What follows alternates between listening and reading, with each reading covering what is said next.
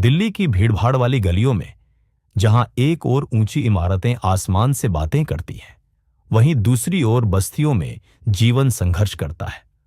उन्हीं बस्तियों में रहता था अर्जुन, एक 12 साल का मासूम लड़का जिसकी आंखों में बड़े सपने थे और जेब में बस 1 रुपया। अर्जुन के पिता एक निर्माण स्थल पर मजदूरी करते थे। दिन भर धूप में काम करने के बाद जो कुछ पैसे मिलते उसी से घर चलता।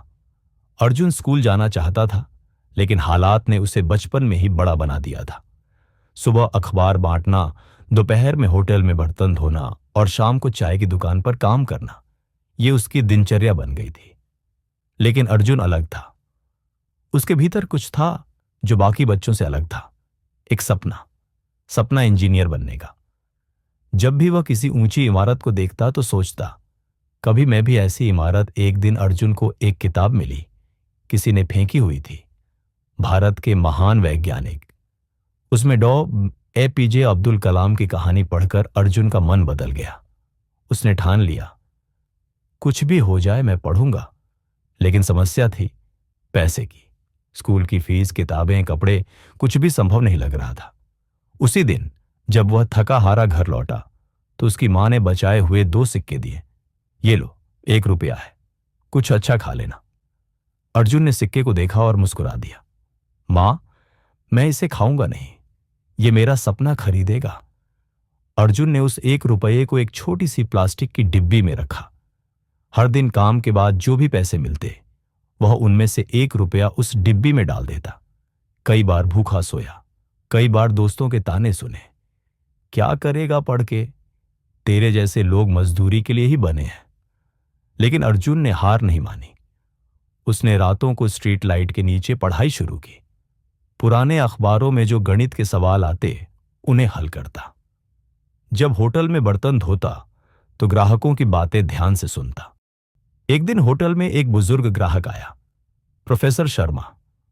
उन्होंने अर्जुन को ध्यान से देखा, जो टेबल साफ करने के बाद एक पुरानी किताब पढ़ रहा था।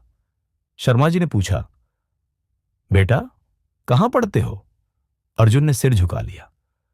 पढ़ता नहीं सर, बस किताबें मिल जाती हैं तो पढ़ लेता हूं, स्कूल जाने के पैसे नहीं हैं। शर्मा जी ने मुस्कुराकर कहा, तुम्हारे जैसे बच्चों के लिए ही तो हम जैसे लोग बने हैं। कल सुबह मेरे कॉलेज आना। अगले दिन अर्जुन जब कॉलेज पहुंचा तो शर्मा जी ने उसे एक NGO से मिलवाया जो होनहार गरीब बच्चों को स्कॉलरशिप देती थी। अर्जुन की परीक्षा ली गई और उसका चयन स्कूल में दाखिला मिल गया। लेकिन वहां की दुनिया अलग थी। स्मार्ट ड्रेस, इंग्लिश बोलते बच्चे, लैपटॉप और मोबाइल। अर्जुन उस दुनिया में बिल्कुल अलग दिखता था। उसे चिढ़ाया गया, मजाक बना।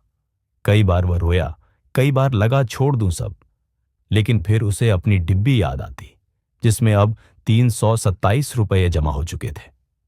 अगर मैं हार मान गया तो यह सब बेकार हो जाएगा, उसने सोचा। वह रोज खुद से वादा करता, मैं हार नहीं मानूंगा। अर्जुन ने खुद को बदला।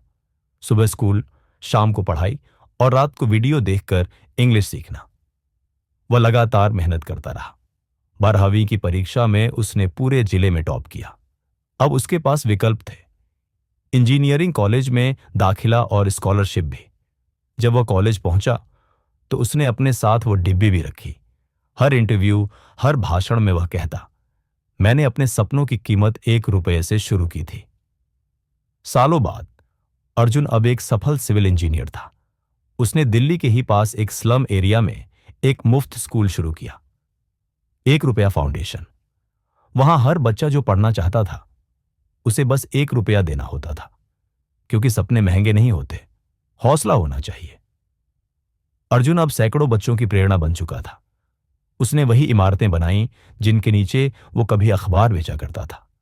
जिंदगी में हालात कितने भी मुश्किल क्यों ना हो, अगर इरादे मजबूत हों और दिल में सपना जिंदा हो तो 1 रुपया भी तुम्हें आसमान तक पहुंचा सकता है। कभी हार मत मानो,